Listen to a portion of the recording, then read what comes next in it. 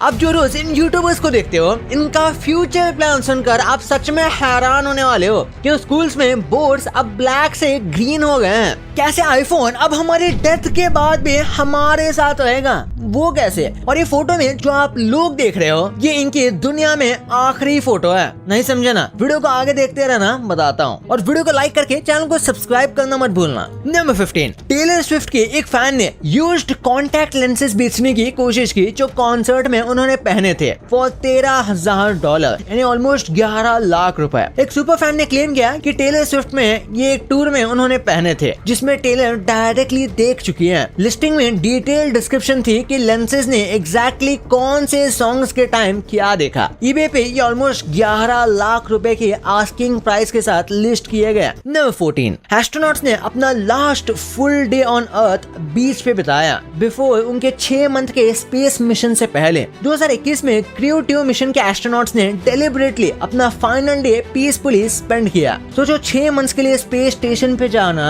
जहां artificial environment होगा, fresh air नहीं होगी, ना ओशन होगा। तो उन्होंने कॉन्शियसली डिसाइड किया कि आखिरी दिन हम नेचर में बिताएंगे। फोटोज वायरल हुई जिसमें वो कैजुअली बीच पे रिलैक्स बैठे हुए हैं। ये डीपली ह्यूमन मोमेंट था जो रिमाइंड करता है कि एस्ट्रोनॉट्स भी नॉर्मल लोग हैं जो छोटी चीजों को चेरिश करते हैं। साइकोलॉजी कहती है कि स्पेस मिशंस मेंटली चैलेंजिंग होते हैं और ये उनको बहुत हेल्प करेगा। नंबर 13, एक बंदा एक जिम में नेकेड वर्कआउट करने लगा और बोला कि ये जजमेंट फ्री जोन है ना। मैसाचुसेट्स में 2023 में एक 34 साल का आदमी नंगा एक्सरसाइज करने लगा। स्टाफ और मेंबर्स ऑब्वियसली शॉक थे और अनकंफर्टेबल फील कर रहे थे। जब पुलिस ने अरेस्ट किया और पूछा कि क्या कर रहे थे, तो उसने प्लैनेट फिटनेस का टैगलाइन यूज किया। मतलब प्लैनेट फिटनेस मतलब जो इनका जिम का नाम है, उनका टैगलाइन है जजमेंट फ्री जोन। ऑब्वियसली ये टैगलाइन सोशल एक्सेप्टेंस को प्रमोट करता है, न्यूडिटी को अलाउ नहीं करता है। क्लियरली टेक्निकली उसने उसको गलत समझा। नंबर 12, एप्पल एक फीचर डेवलप कर रहा है जिसमें आपका हार्ट बीट फोन अनलॉक करेगा। बायोमेट्रिक ऑथेंटिकेशन नेक्स्ट लेवल पे जा रहा है। पहले पिन थे,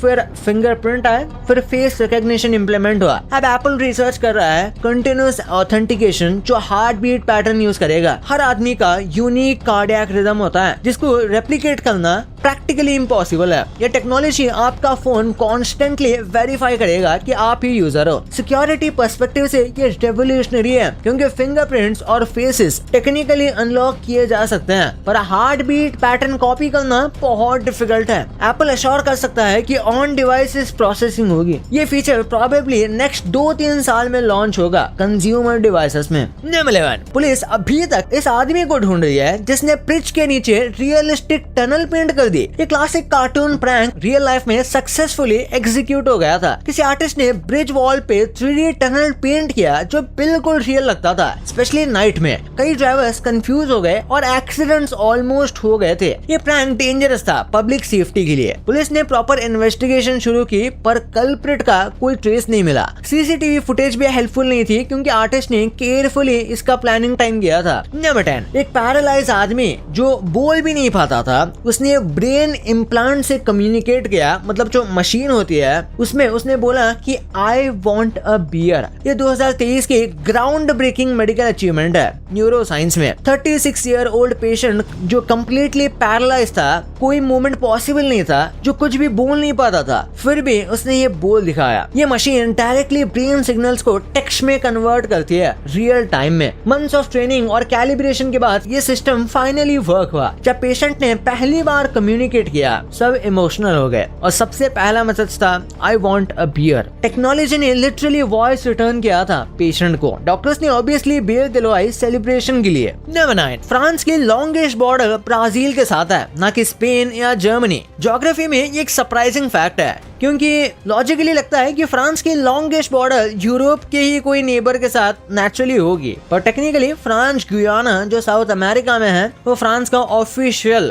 ओवरसीज डिपार्टमेंट है और फ्रेंच गुयाना ब्राजील के साथ 730 किलोमीटर बॉर्डर शेयर करता है, whereas फ्रांस स्पेन बॉर्डर सिर्फ 623 किलोमीटर। तो टेक्निकली फ्रांस का लॉन्गेस्ट इंटरनेशनल बॉर्डर ब्राजील के साथ है। नंबर 8, 1627 में लास्ट वाइल्ड काउ मर गई थी परमानेंटली। ऑरॉक्स नाम की ये स्पीसीज यूरोपियन वाइल्ड कैटल थी जो प्री हिस्टोरिक टाइम से एग्जिस्ट करती थी। ये जो आप डोमेस्टिक काउस देखते हो इनकी ये डायरेक्ट एंसेस्टर हैं, पर फिजिकली ये बहुत लार्जर और एग्रेसिव थी। केव पेंटिंग्स में भी ऑरॉक्स डिपिक्टेड हैं, पर ह्यूमन हंटिंग और हैबिटेट लॉस की वजह से ग्रेजुअली ये एक्सटिंक्ट होती चली गई। 1627 में पोलैंड में लास्ट फीमेल ऑरॉक्स ऑफिशियली मर गई। साइंटिस्ट अब ट्राई कर रहे हैं कि बैक ब्रीडिंग के तो कोई ऐसे जानवर क्रिएट हो सकते हैं या नहीं। ये एक्सटिंक्शन क्लासिक एग्जांपल है कि ह्यूमन एक्टिविटी ने कितने स्पीसीज को परमानेंटली खत्म किया है। नंबर 7, सैटर्न के नॉर्थ पोल पे एक जायंट हेक्सागन है जो अर्थ से भी ज्यादा बड़ा है। स्पेस में जियोमेट्रिक पैटर्न्स नेचुरली फॉर्म होते हैं। ये माइंड ब्लोइंग है। नासा के कैसीनी स्पेसक्राफ्ट में डिस्कवर किया कि सैटर्न के नॉर्थ पोल पे एक मैसिव हेक्सागोनल स्टॉर्म पैटर्न है। ये स्ट्रक्चर इतना प्रिसाइज है कि आर्टिफिशियली मेड लगता है, पर ये कंप्लीटली नेचुरल है। Each side of hexagon approximately 9000 miles है, मतलब एंटायर अर्थ इसके अंदर फिट हो सकती है। नंबर 6, जायंट पांडा अब एंडेंजर्ड नहीं है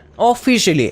ये रेयर गुड न्यूज है कंजर्वेशन वर्ल्ड में। बहुत सालों के इंटेंसिव ब्रीडिंग प्रोग्राम्स और हैबिटेट प्रोटेक्शन एफर्ट्स की वजह से पांडा पॉपुलेशन बहुत इंक्रीज हुई है। 2016 में ऑफिशियली स्टेटस चेंज करके वल्नरेबल हो गया था। चाइना में स्ट्रिक्ट प्रोटेक्शन लॉस और डेडिकेटेड रिजर्व्स ने पांडा पॉपुलेशन को सक्सेसफुली रिकवर करने दिया। अप्रोक्सीमेटली कुछ 1800 वाइल्ड पांडास एग्जिस्ट करते हैं, प्लस 600 कैप्टिविटी में है। ये सक्सेस स्टोरी इंस्पायर करती है कि ह्यूमन एफर्ट एक स्पीसीज को एक्सटिंक्ट होने से बचा सकता है, पर चैलेंजेस अभी भी है। साइंटिस्ट कंटिन्यू कर रहे हैं। पांडा अब कंजर्वेशन मूवमेंट का ग्लोबल सिंबल बन गया है वर्ल्ड वाइड रिकॉग्निशन के साथ। नंबर 5, दुनिया में सिर्फ 25 ब्लिम्स हैं टोटल। ये सरप्राइजिंग है क्योंकि ब्लिम्स बहुत विजिबल हैं मेजर स्पोर्टिंग इवेंट्स में, पर रियलिटी यह है कि मैन्युफैक्चरिंग और मेंटेनेंस इसका एक्सट्रीमली एक्सपेंसिव है। हीलियम गैस भी कॉस्टली है और लिमिटेड सप्लाई में अवेलेबल है। Plus safety regulations Hindenburg disaster के बाद बहुत स्ट्रिक्ट हुए हैं। अब की जो टेक्नोलॉजी है वो इसको यूज करना अलाउ नहीं करती है। करंटली जो ब्लिम्स एग्जिस्ट करते हैं वो मेनली गुडईयर जैसे बड़े कंपनीज के पास है। वो ब्रांड एडवर्टाइजिंग के लिए स्पेसिफिकली यूज करती है। फ्यूचर में ये नंबर और डिक्रीज हो सकता है इकोनॉमिक्स की वजह से। नंबर 4,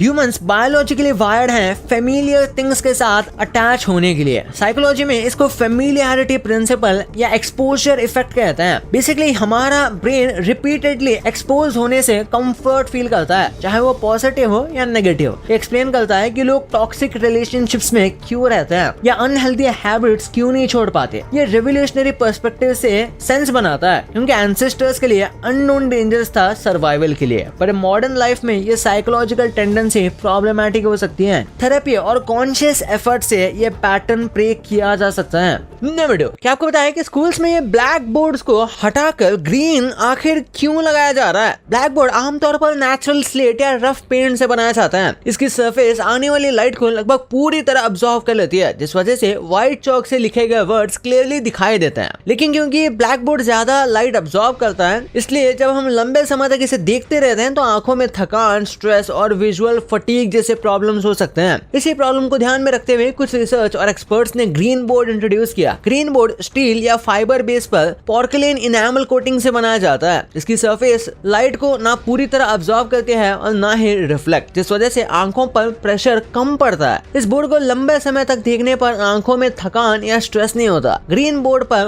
व्हाइट, येलो और ब्लू चॉक का कॉन्ट्रास्ट ब्लैक बोर्ड के कंपैरिजन में ज्यादा बेटर होता है। इससे डायग्राम्स, फॉर्मूलास और हेडिंग्स ज्यादा क्लियर समझ आते हैं। इस वजह से ग्रीन बोर्ड टीचिंग के लिए ज्यादा इफेक्टिव माना जाता है और स्टूडेंट्स के विजुअल्स, अंडरस्टैंडिंग और लर्निंग क्वालिटी भी ज्यादा अच्छी होती है। नंबर 1, आखिर इन फेमस यूट्यूबर्स का फ्यूचर कैसा होगा? सबसे पहले बात करते हैं मिस्टर बीस्ट की। ये नाम आप सभी अच्छे से जानते ही होंगे। मिस्टर बीस्ट को अपना यूट्यूब चैनल बेचने के लिए $1 बिलियन का ऑफर मिला था, जो लिटरली इंसेन था किसी भी यूट्यूबर के लिए। बट सिर्फ यूट्यूब चैनल ही नहीं, इनको अपना पूरा ब्रांड ही बेचने के लिए $1 बिलियन का ऑफर मिला था, जो लिटरली इंसेन है किसी भी यूट्यूबर के लिए। बट उन्होंने इस ऑफर को रिजेक्ट कर दिया। उनका कहना था कि वो सिर्फ चैनल बेचने के बजाय लाइन इससे भी कुछ बड़ा करना चाहते हैं। इसी सोच के साथ इस साल मिस्टर बीस्ट ने अनाउंस किया है कि 2026 में बहुत ही यूनिक कंटेंट आने वाला है और साथ ही में उनका बीस्ट गेम्स का सीजन 2 प्राइम वीडियो पर लॉन्च होने वाला है, जो उनके करियर का अब तक का सबसे बड़ा प्रोजेक्ट माना जा रहा है। नेक्स्ट यूट्यूबर है सौरभ जोशी। इनके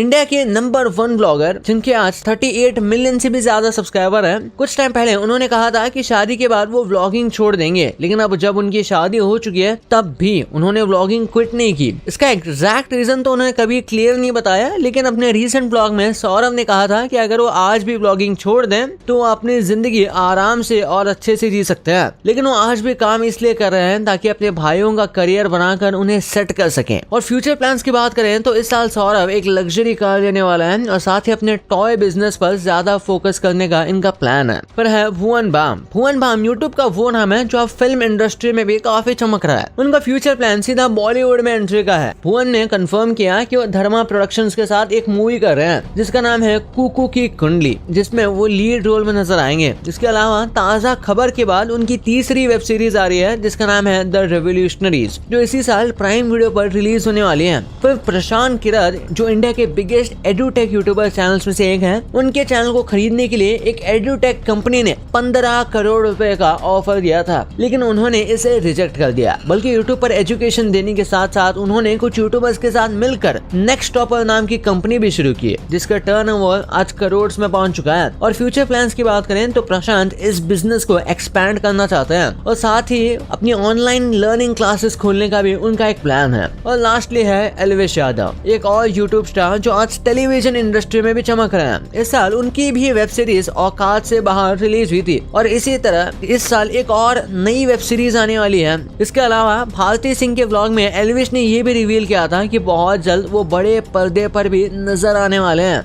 भाई ये तो ठीक था, ये तो आपको पता चल गया, पर क्या आपको इन फेमस यूट्यूबर्स की काली सच्चाई पता है और कैसे जियो 2016 से पहले भी हमारे साथ हमेशा से था, लेकिन ऐसे कैसे? इस वीडियो में A to Z सब पता चल जाएगा, तो इसे जाके अभी देखो यहाँ क्लिक करके। और अभी तक चैनल को सब्सक्राइब नहीं किया तो सब्सक्राइब करके बेल आइकन जरूर दबा देना। तो मिलते हैं अगले वीडियो में, तब तक के लिए बाय।